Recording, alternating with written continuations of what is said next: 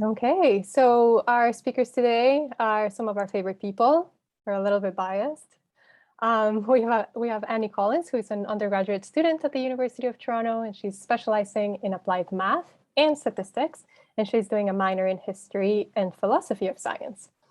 In her free time, she focuses her efforts on student governance, promoting women's representation in STEM, and working with data in the nonprofit and charitable sector. This isn't included in her bio, but she has a lot of experience, and she's an undergrad. It's pretty impressive. We also have Professor Rohan Alexander, who's an assistant professor at the University of Toronto in both information and statistical sciences. And he's a faculty affiliate at the Schwartz-Wiesman Institute for Technology and Society. He holds a PhD in economics from the Australian National University. This isn't in his bio, but he has the most adorable family, and everyone should know that. All right, so with that, take it away. Hey everyone, so I'm going to start and then I'll hand it over to Annie after that. So I'll just try and share my screen. It's a lot more nerve-wracking when you're on the other side, isn't it? Can you see the full slides? Yeah. Yes, we can. Yes. Thank you. So yeah, I'm a assistant professor at the University of Toronto, and the paper that I'm going to talk about today looks at the reproducibility of preprints, and the first author on the paper is Annie Collins, and she's going to present the second half of the paper. But I'd just like to say a few words about Annie. She has these interests across, sort of Lorena was saying, maths and stats, but also like history and philosophy. And I've worked with a lot of people, and she's as good as it gets. I'm not sure what she's going to do after graduation, but if you're looking for someone who's like really smart, who can do really cool stats, but also like can really communicate well, then you couldn't do any better than her. And it's just been wonderful to work with her on this project. So in this, we'd like to just say thank you to Kanzi, Ontario, and to Monica also for financial support as well. So in this paper, we look at preprint repositories, and they're super important. So some fields, basically everything goes onto preprint repositories before it goes to a journal or a conference. And so there's a general preprint repository called archive. The X is actually a chi, so it's pronounced chi. So all of these are archives.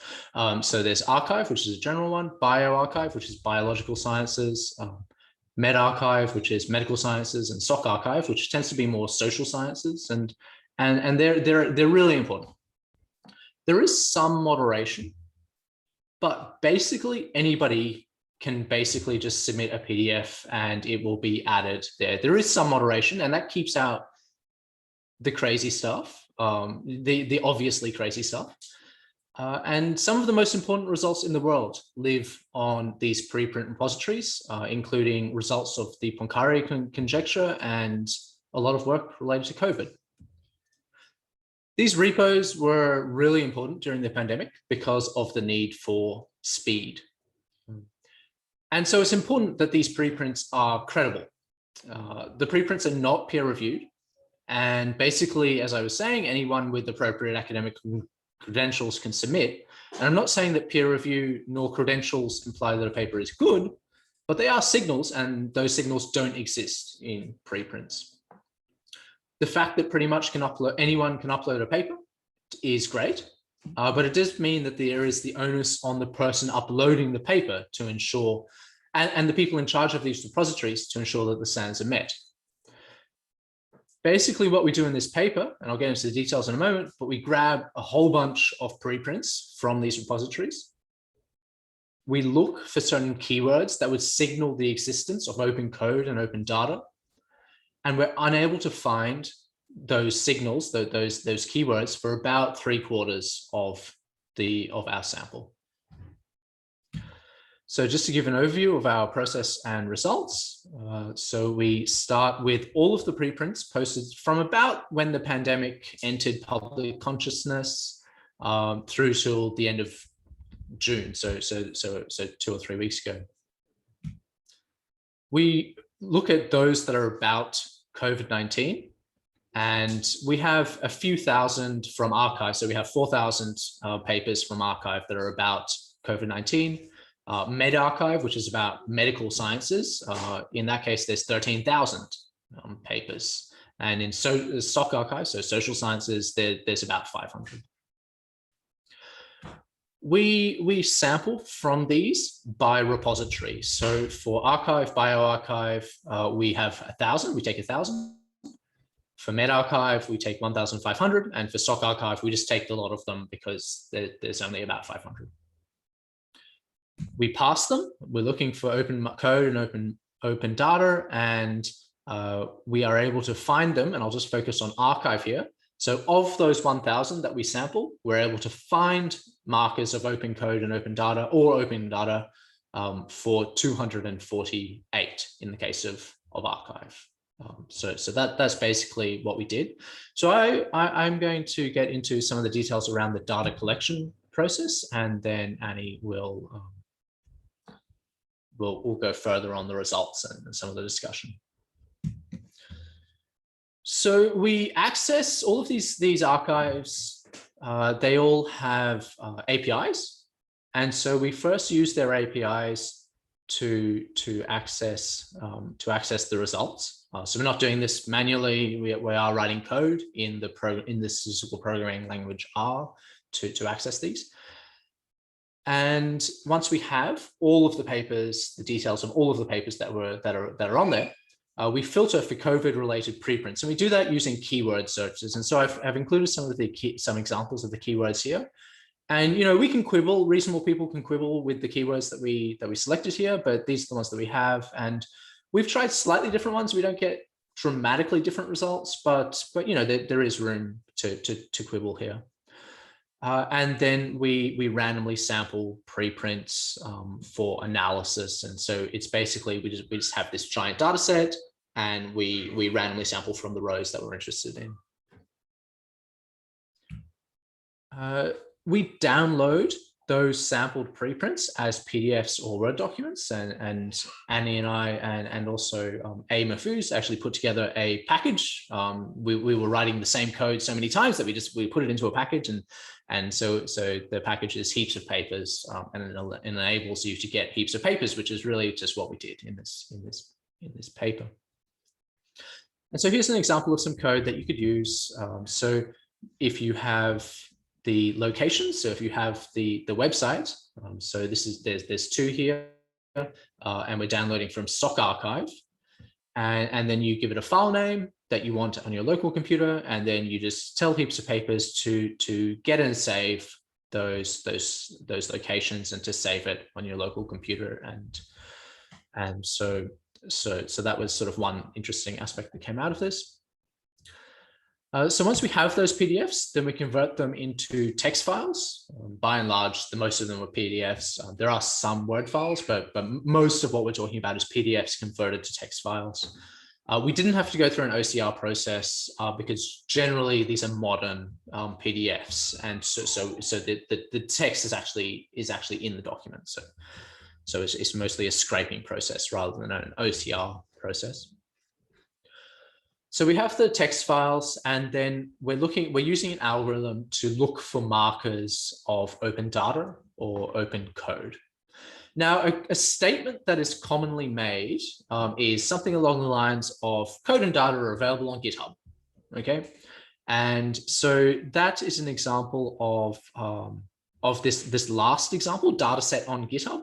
And so these keywords data, and then went near GitHub, near available. So near allows us a bit of fuzziness in terms of the matching, and so that's some of the things that we're looking for. So these sorts of phrases, our best guess is that we're roughly right.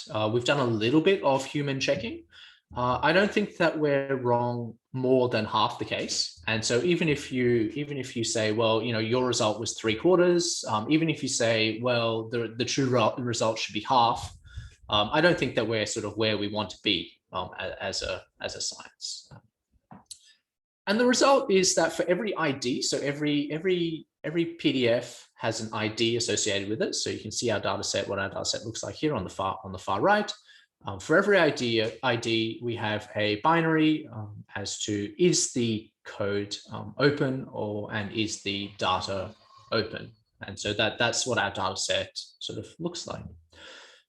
So turning now to results, I'll stop sharing and I'll turn it over to Annie. All right, give me 1 second here.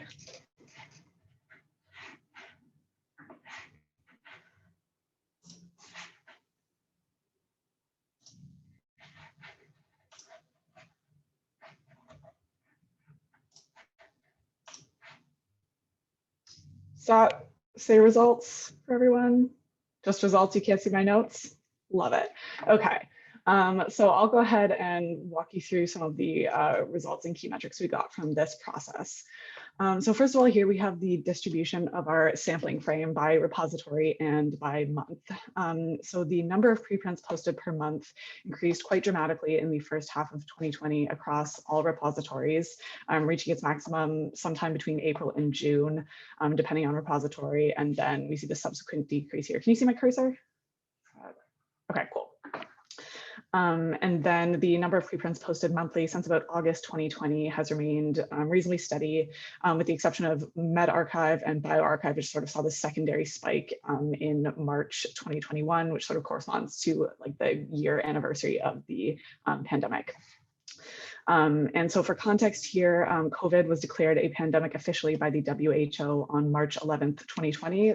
So on this graph, this is March here, at which point the number of cases globally had just surpassed about 118,000, which was primarily in East Asia at that point. And the virus had been reported in a total of 114 countries. So just to give you an idea of the scope we were working with at that point.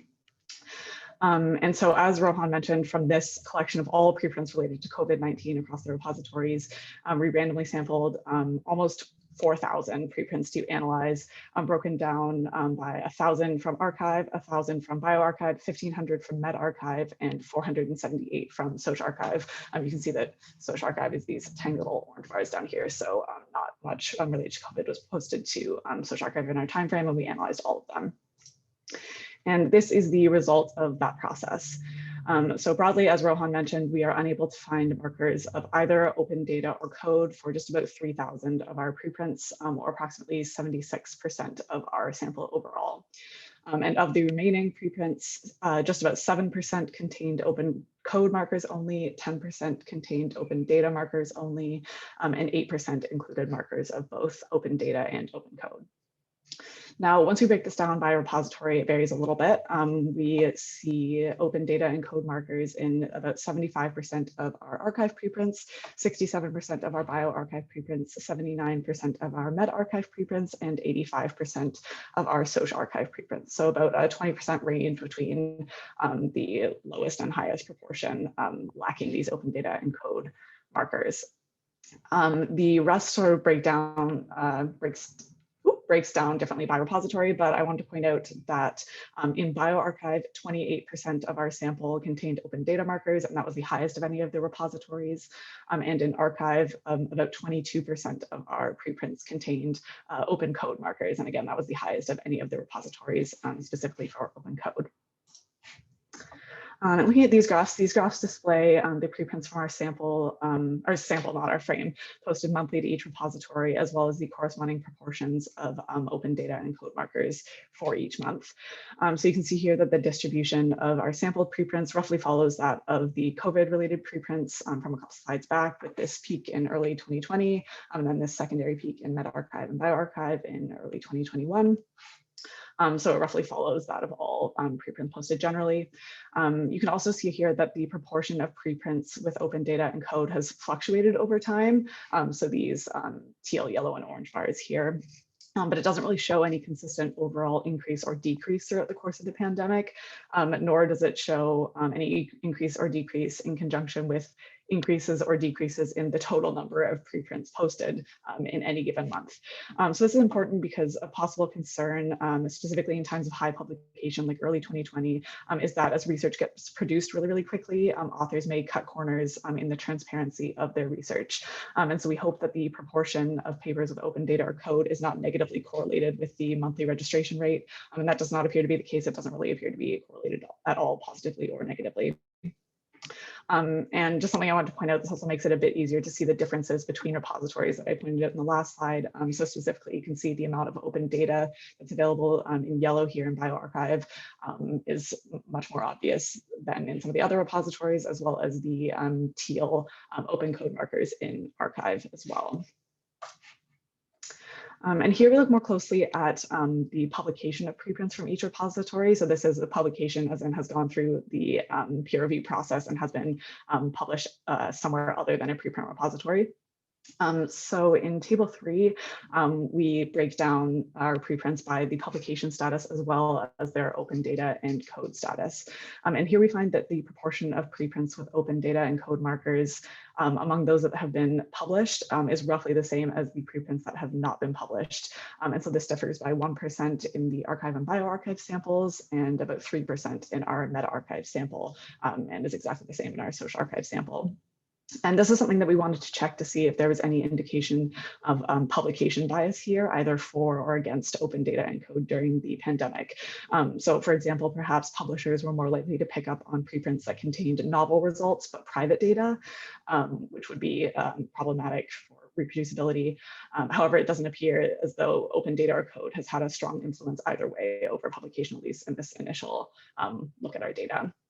And I just want to point out here sort of a caveat to our results concerning publication that our data set likely is imperfect in its classification of publication. So it's likely that the APIs for each repository do not have the publication details for some papers that have been published. So somewhat of a high false negative rate potentially.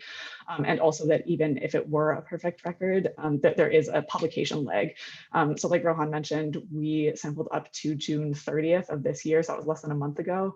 So it is likely that some preprints that we analyzed in that latter half of our sample will eventually be published. And we obviously have no way to pick up on that now with the current state of things. So if this portion of our analysis was reproduced in a few months, we would likely see different results just because of things being published since our analysis. So just wanted to point that out here. Moving along, in order to more concretely examine the influence of COVID-19 on open science practices, we also analyzed preprints posted during the calendar year of 2019, so prior to the pandemic. And we conducted the same sort of scraping process and analysis in each of the 4 repositories for 2019 between the months of January and December, as we did for our timeframe for the pandemic. And so here you can see the distribution of all of the preprints posted to each repository during 2019. And what might immediately stand out is this bottom left graph here concerning meta-arXiv. And meta-arXiv was actually only founded in late June 2019, which is why no preprints exist prior to this date. And then also why we see this great increase overall throughout the year of 2019, as well as a general consistent month-to-month increase in the number of preprints that were posted to this repository. And that's to be expected as the repository gained recognition and popularity in the research community there. As well, we see this slight increase in bioRxiv, the number of preprints posted, and then just a general lack of trend or fluctuation in numbers posted monthly to social archive and arXiv, but notably no pattern like we see for those posted during our COVID-related timeframe with those big spikes and high publication rates during particular times of the pandemic. It's important to note here, and I wanted to point this out in relation to this meta-arXiv graph, that due to the relative immaturity of meta-arXiv at the beginning of the pandemic, an overall significant proportion of meta-arXiv's overall usage has been dedicated to COVID-19 related research. So if you look at the scale here, comparison to some of the other repositories, this represents only 913 preprints that were posted in all of 2019 to medRxiv. And between June 2019 and June 2021, which is sort of the timeframe that we're looking at, a total of just over 21,000 preprints were posted in total to medRxiv. And of those 21,000, just over 13,000 relate to COVID-19. So that's just about 61% of medRxiv's overall usage that has been dedicated to COVID-19. And that makes it sort of hard to isolate pre-pandemic research or non-COVID research from COVID-related research in medRxiv, because there's not much of a baseline there. It hasn't existed for very much time or had much activity outside of the pandemic. So I just wanted to point that out here because it's a bit different than some of the other repositories in that sense. And for our analysis of the 2019 preprints, like I mentioned, medRxiv only had 913 preprints, so we analyzed all of those. And then for the other repositories, we took a random sample of 1,200 preprints from each for our analysis. And this might look familiar. This is the results of that process. So overall, 81% of our sample contained no indication of open data or open code. If you recall, this is compared to 76% from our COVID-related sample previously. And of the analyzed preprints from 2019, we see that 93% of those posted to arXiv, 63% of those posted to bioRxiv, 75% of those posted to medRxiv, and 92% of those posted to sociarXiv contain no indication of open data or code in their preprints. So this immediately shows some interesting shifts from what we saw in the COVID-related sample. So first of all, both bioRxiv and medRxiv have rates that are approximately 4% lower than the corresponding proportion of COVID-related preprints. So this suggests that the analyzed preprints from 2019, as you're seeing here, may contain an overall higher prevalence of open data or code markers than the preprints that concern COVID-19. And specifically, we found that open data availability in medRxiv and open code availability in bioRxiv were both significantly associated with a pre-pandemic registration date. So this would suggest that open data and code practices have actually suffered in the context of COVID-19 in bioRxiv and medRxiv as repositories. Now, on the other hand, the analyzed arXiv and sociarXiv preprints from 2019 contain a lower proportion of open data and code markers than those that were posted during the pandemic. So for these repositories, the presence of open data and code markers was significantly associated with registration during the pandemic, which suggests that the preprints that relate to COVID-19 and arXiv and sociarXiv are more consistently adhering to open science practices than they were prior to the pandemic. So sort of interesting, the differences between the types of repositories there. And again, looking at open data and code by publication status, we again find the same results or similar results in that published and unpublished preprints contain open data and code markers in similar proportions. So this mimics the behavior of our COVID-19 related preprints that we analyzed. So not much appears to have changed between our pre-pandemic and pandemic samples as far as publication habits, at least specifically in relation to open data and code. So what does any of this mean? Why does any of this matter? I want to take a bit of a step back and just look at science in the pandemic in general. The COVID-19 pandemic has caused many, many fundamental shifts in the scientific research landscape over the past year and a half, or however long it's been. I've touched on some already, but it has increased the speed and volume of research output overall across a variety of fields, as well as the popularity of pre-printed research specifically. But it has also caused a shift in the potential consequences of any particular piece of research due to the fact that new COVID-19 research can very, very quickly influence policy and even public opinion within the context of a pandemic. So it's very important that these standards of high quality research, transparency and reproducibility do not suffer in this context. And this applies to all research, but it's specifically important to pay attention to preprints, as I previously mentioned, because of the newfound more significant role that they're playing in this pandemic and in the media. So due to these factors, the scientific community has seen an uptake in many, many open science practices globally. We see COVID-19 open data repositories being created, journals removing paywalls from COVID-19 related research in order to increase accessibility both for the public and other researchers. And we also have seen a number of publishers and preprint repositories explicitly stating their commitment to ensuring that their content is as accessible and as transparent as possible. And there was even a specific statement out of an organization called Welcome that arXiv, bioRxiv, and metaRxiv are all signatories to, and that concerns some of the open and accessibility factors that I've described. So in the context of all of this, it's a bit disheartening that less than 25% of the preprints that we analyzed contained markers of open data or code. We would, I guess, hope that it was higher than 1 in 4 preprints that have open data or code, especially during a pandemic. However, one important factor that I haven't really touched on yet is the type of data that's being used for a lot of this research, for a lot of COVID-related research. So while public health data may be more accessible, I'm sure many of you have seen either the Ontario data dashboard or something similar for wherever you are, case numbers per day and stuff like that.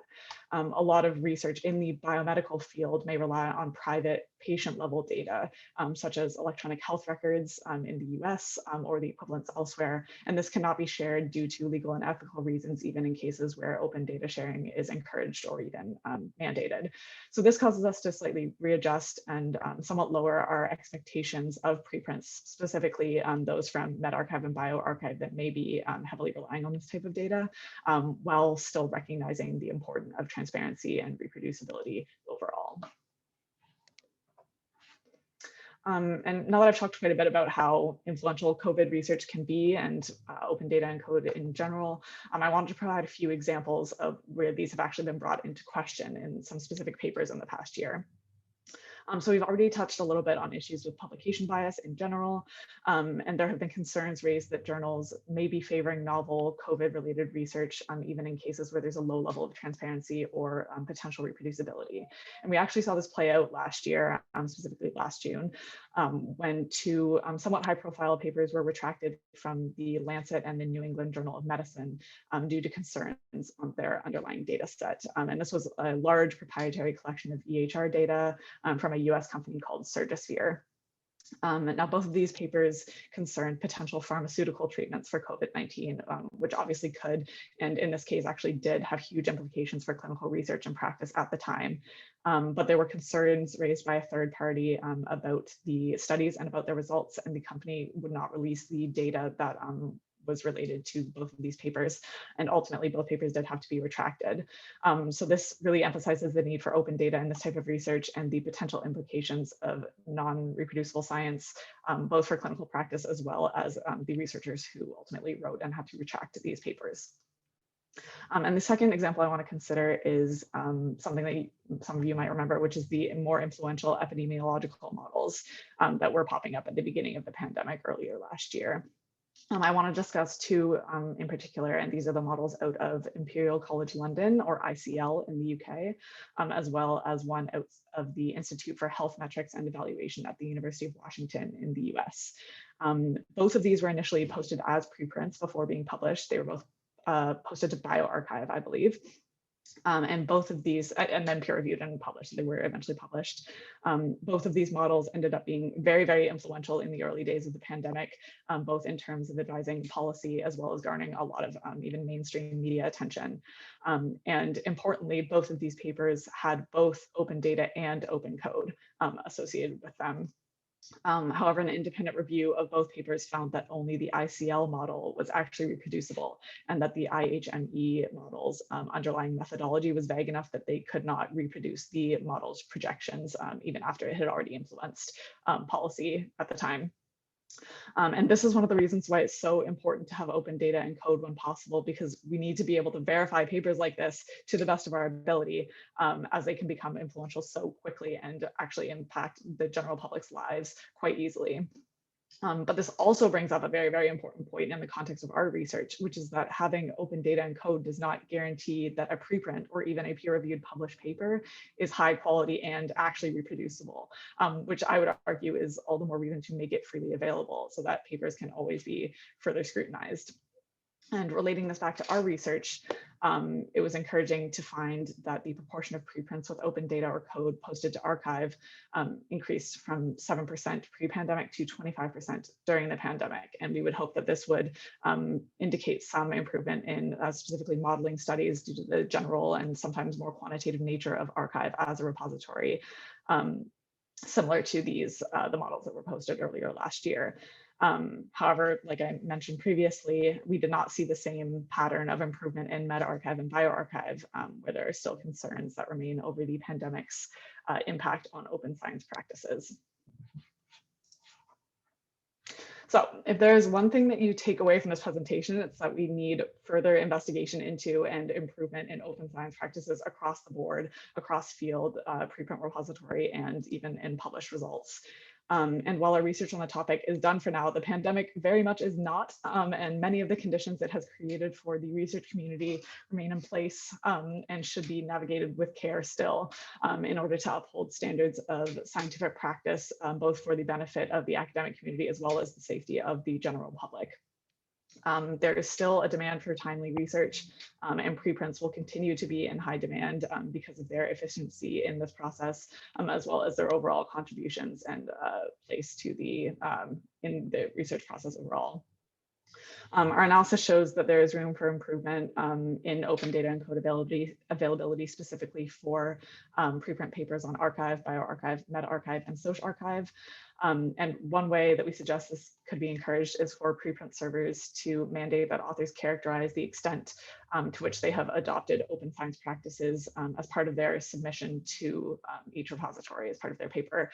And this has already been implemented to some extent in social archive repository-wide. Like we saw, this does not guarantee openness.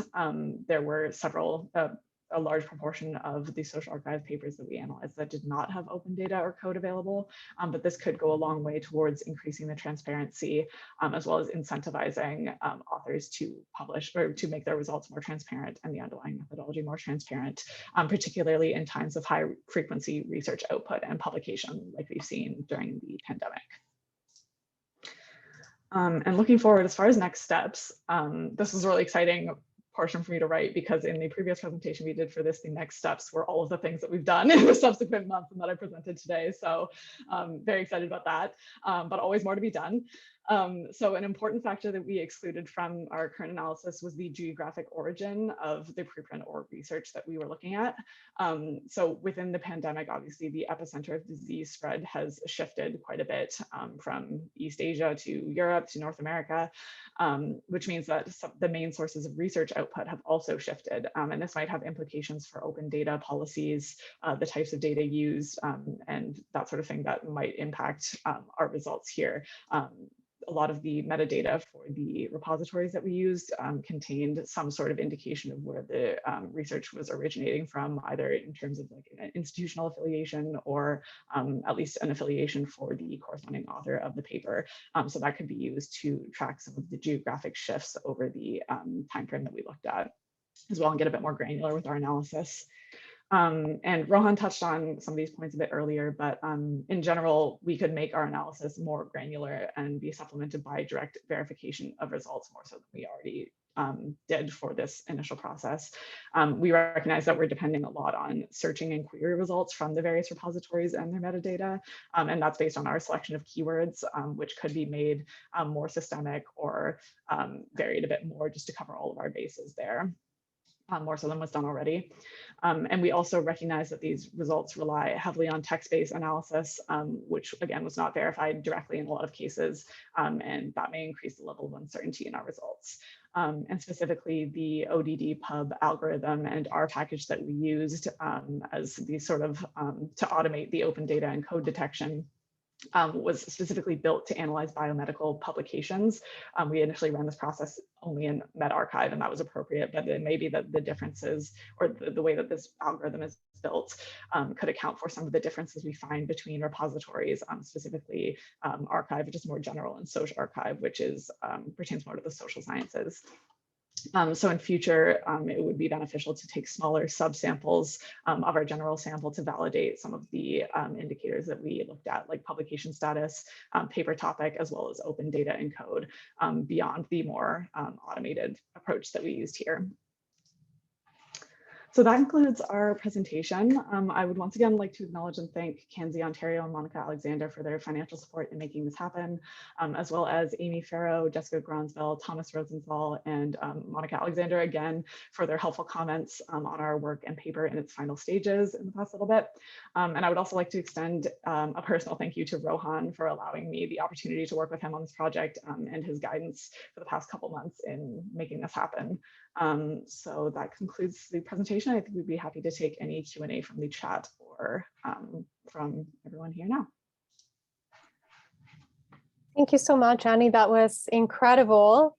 I didn't realize I had all these questions, but I really wanted to hear what was happening in terms of research from the different. I was surprised to see that Social Archive was a little bit on the slower side. Maybe we'll see that pop up later on. And we have our first question as usual that we'll record, and then we'll stop the recording. So please add your questions to the chat. What are some books you recommend everyone reads? Is this just a me question, or does Rohan have to answer this too? Rohan as well. Okay. Annie, did you know this was coming? I should have. Okay. Do you want me to go, and then you can? Yeah, you go first.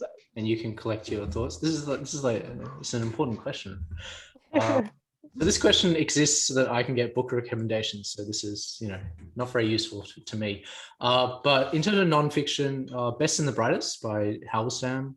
It's about how Kennedy's cabinet got us into Vietnam. Atlas of AI by Kate Crawford. Challenger Launch Decision by Diane Vaughan, about the normalization of variance.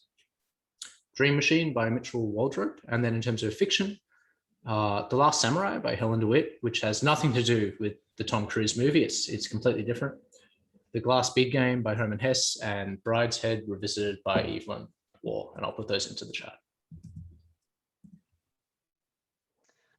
I haven't actually read any books very recently. I've been reading a lot of papers, but one of my favorite books that I actually will grab from behind me right now is, oh, just kidding, it's not behind me, but it's the mathematical, The Simpsons and Their Mathematical Secrets. It's under a plant over there, so I can't pick it up.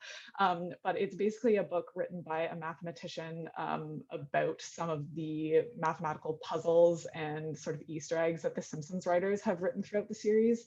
And I really like it. I recommend it to everyone because I think it works from someone who likes and knows math, but doesn't know much about the Simpsons, or someone who likes the Simpsons or general pop culture, but doesn't know much about math. So I like that it bridges the gap there. And that's one of my favorite books.